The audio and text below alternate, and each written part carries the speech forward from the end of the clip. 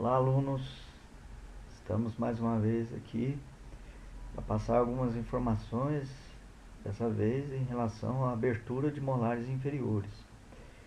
Nesses dentes posteriores, pré-molar superior, molar inferior, principalmente, e menos no pré-inferior, nós temos que tomar cuidado com o assoalho dos dentes, porque nós temos que prevenir o desgaste desse assoalho e, consequentemente, da furca desses dentes, da divisão das raízes. É um erro que pode causar transtornos para nós e para o paciente. Então, uma das maneiras de a gente prevenir erros é a gente ter em mãos uma radiografia, de preferência interproximal, para verificar a distância da parte externa da oclusal em relação ao teto da câmara pulpar. Então, isso é muito importante para que a gente possa dimensionar e fazer o planejamento com relação à profundidade de desgaste. Naquela provável profundidade nós vamos encontrar a câmara pulpar. Então é importante esse planejamento para prevenir esses erros. Então esse é o tipo de erro que eu estou me referindo com relação a não perceber que já passou a câmara pulpar e continua desgastando. Então não fique esperando a sensação de caída na câmara, principalmente em câmaras pulpares retraídas. Você tem que ir desgastando e progressivamente com a sonda REM verificar se já acessou essa câmara pulpar, ou com a sonda explorador fazer a verificação desse acesso à câmara pulpar. E, mais uma vez, lembrar que nessas condições é interessante que você não use o isolamento absoluto, porque ele tira completamente a inclinação do dente em relação à abertura que você está realizando. Outra dica seria você, não encontrando essa câmara pulpar, poder saber qual a profundidade que você já está adentrando na dentina e que ainda não conseguiu. Qual que falta ainda a distância, né? Quanto falta para chegar no teto da câmara pulpar. Então você pode pegar uma broca e colocar uma cera utilidade calçando essa broca e aí tirar uma radiografia. Então percebe-se aí que ainda faltam alguns milímetros para chegar no teto da câmara pulpar, mais ou menos uns 4 milímetros ainda. Então essa é uma boa dica para que você possa ter noção do quanto desgastar. Outra atenção especial você deve dar àqueles dentes que têm inclinações. No caso aqui dos molares, pré-molares, superiores e inferiores, né? Então é importante que você tenha essa noção, que às vezes o dente está inclinado, mas a parte que você está vendo não está. É importante você reconhecer isso. Outra atenção especial também nos dentes anteriores, quando você não percebe também esse acesso à câmara pulpar e passa direto para vestibular.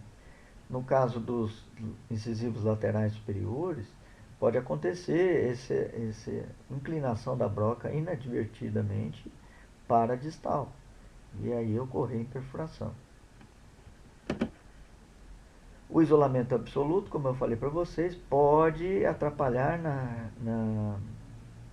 na visualização da inclinação do dente, deixando às vezes uma perfuração. Então você não percebeu aqui, ó, levou a sua broquinha para distal, houve uma perfuração. Então tem que tampar essa perfuração, depois retomar o canal. Então às vezes é desnecessário nessa fase o uso do isolamento absoluto. Acessando o canal ou a câmara pulpar, aí de imediato você já pode fazer o seu isolamento absoluto. Lembrando que na sequência do trabalho você deve irrigar antes de continuar a penetração com outro instrumento. Então nós já falamos na aula de anatomia que os molares inferiores, na maioria das vezes, possuem duas raízes, muito achatadas, e na mesial possui normalmente 2 canais e na distal um canal. E eventualmente uma probabilidade muito grande para os primeiros molares de 2 canais também na raiz distal. Vimos as inclinações da raiz distal em direção à mesial e da linha reta assumida pelos canais em relação à ponta de cúspide e aresta transversal mesovestibular e mesolingual. Outra consideração se faz com as projeções que nós temos nesse dente. Então aqui pode-se notar uma projeção de dentina na mesial, na raiz mesial, na entrada dos canais, né? Na parede mesial da entrada dos canais. Outra projeção aqui, na entrada do canal, na parede distal. Né? Parede distal aqui da entrada do canal. O mesmo acontece com esse primeiro molar. Então a projeção aqui de dentina na parede distal, no canal distal, e na parede mesial dos canais mesiais. Essa projeção é denominada de ombro de dentina ou também triângulo mesial ou triângulo distal. A forma da abertura, ela tem que contemplar a possibilidade de você encontrar todos os canais. Então essa é uma figura que mostra uma forma de abertura trapezoidal, com a base maior mesial, a base menor distal. Então nós temos aqui a possibilidade de encontrarmos até 3 canais mesiais, então mesovestibular, mesolingual, médio mesial, disto lingual e disto vestibular. Então, o que a gente pode perceber? Que com essa abertura eu consigo explorar essa câmara pulpar com a intenção de procurar os canais e com uma condição muito boa de encontrá-los. Fazer a limpeza, a instrumentação e a obturação. Então, para o primeiro molar inferior, a gente tem que perceber alguns fatores na coroa do dente que são importantes para a gente conduzir uma boa abertura. Então, nós temos aqui ó, a fossa, a linha da superfície da oclusal.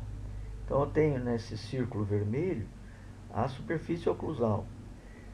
E nesse círculo azul, a fossa central. Então, a fossa central e a superfície oclusal aqui nessa linha vermelha.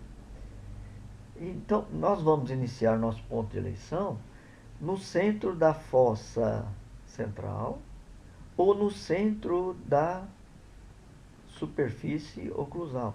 Então, ou você escolhendo uma referência ou outra, vai dar na mesma. Então, o nosso ponto de eleição vai ser aqui, para o molar inferior. Outras referências que são importantes, tanto para o primeiro quanto para o segundo molar, são as arestas transversais da cúspide mesovestibular e mesolingual.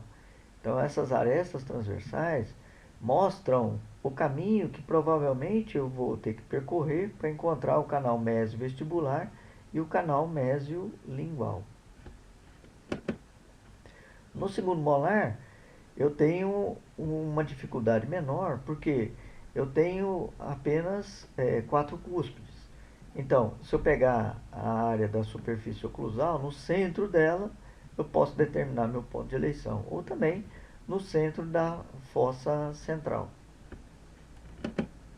Então, está aqui a área da superfície oclusal, no centro dela, e no centro da fossa central. Então, o nosso ponto de eleição, no centro da face oclusal, está aqui o ponto de eleição. Ele deve ser confeccionado com a ponta diamantada 1013 e 1014, operando paralelo ao longo eixo do dente. Então, está aí o ponto de eleição sendo realizado. Eu vou aprofundando essa broca até atingir a dentina. Bom, vou fazer, na sequência, a forma de contorno inicial. Então, a forma de contorno inicial tem um aspecto um pouco triangular.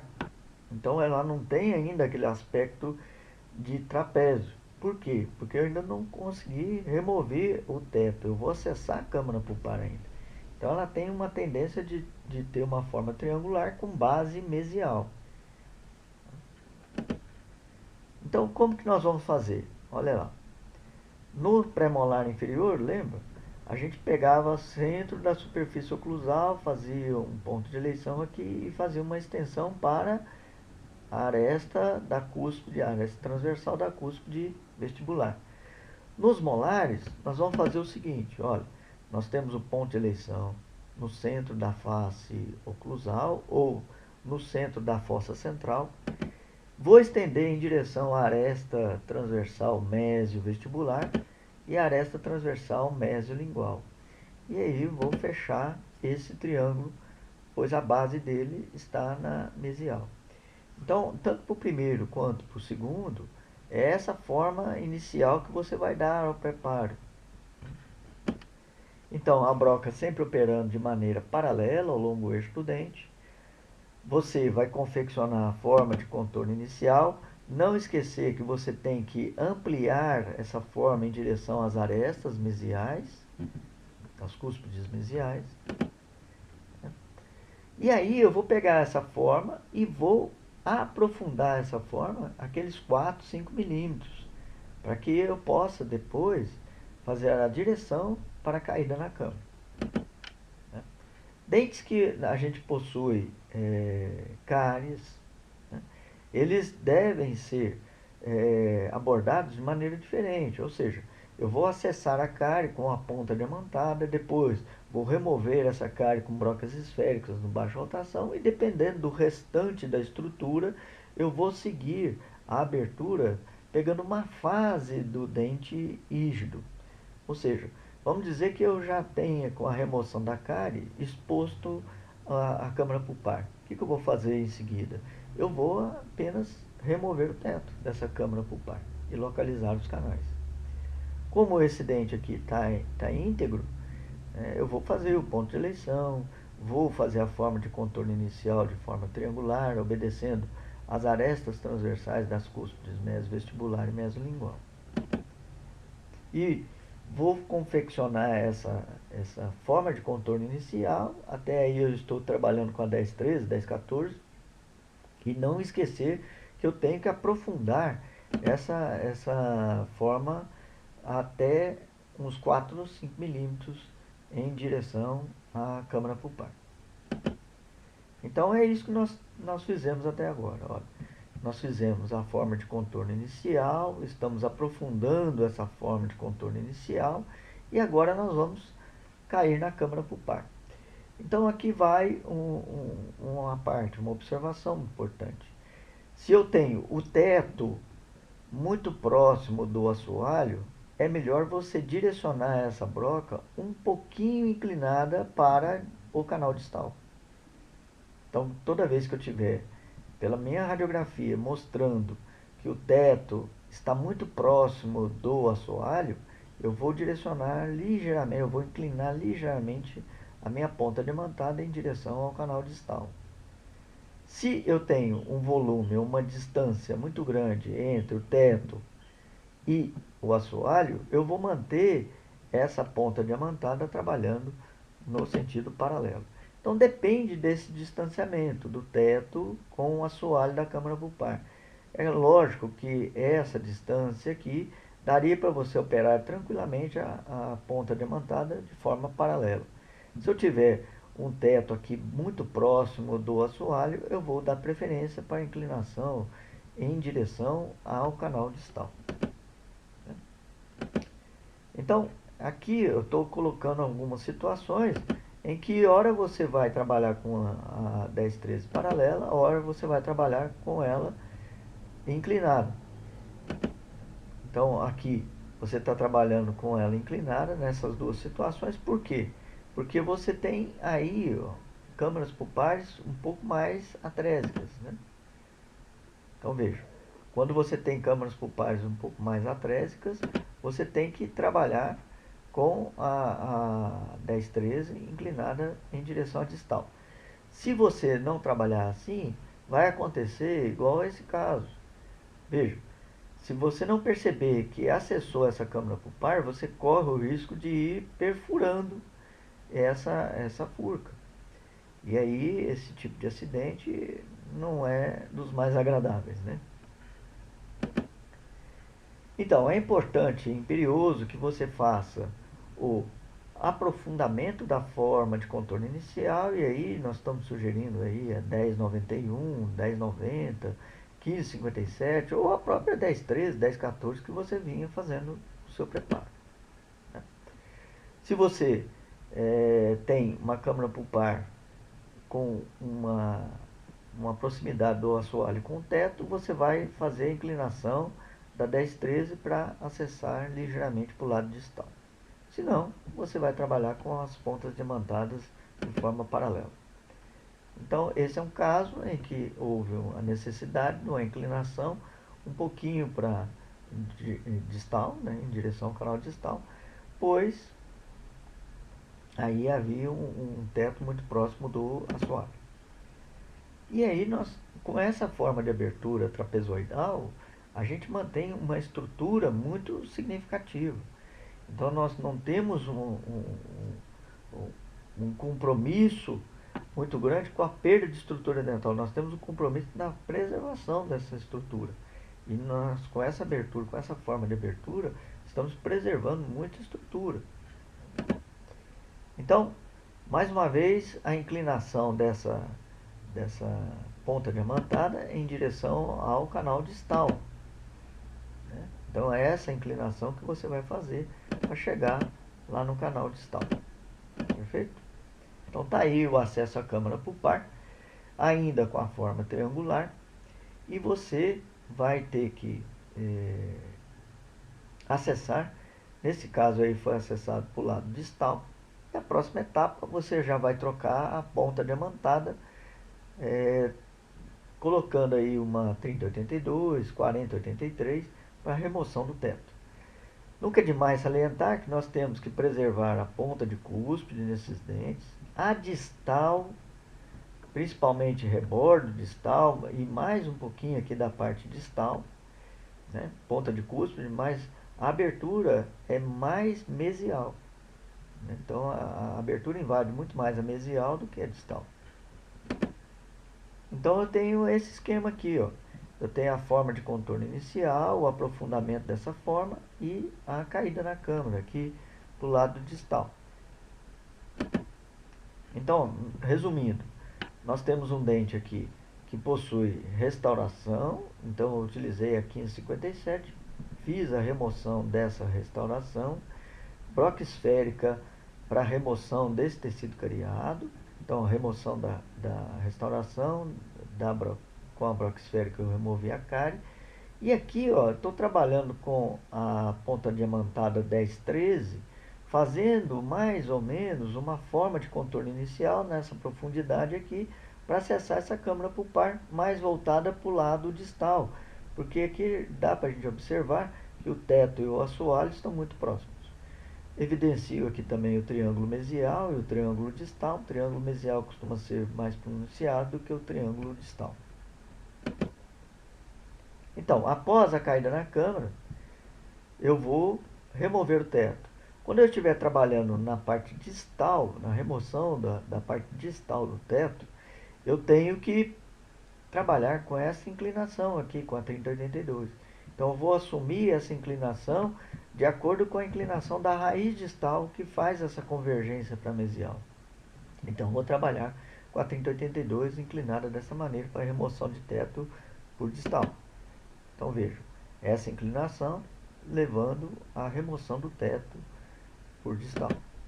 Então, essa câmara pulpar aqui, o aprofundamento da forma de contorno inicial pode ser trabalhado de forma paralela, mas a caída na câmara seria mais interessante assumir uma inclinação para o canal distal. Para a remoção do teto da distal, então, vou usar essa inclinação, que está apresentando aqui com a 3082, e na mesial eu vou assumir essa broca endosê, como está mostrando o endosê aí, de uma maneira mais paralela ao longo eixo. Então, aqui na distal, essa inclinação, né, e a mesial mantendo aquela inclinação, sem inclinação, ou seja, paralela ao longo eixo. O que é demais é você perceber se ainda tem algum teto, porque essa parte da sonda aí é muito tranquilo a gente perceber isso aí. Olha.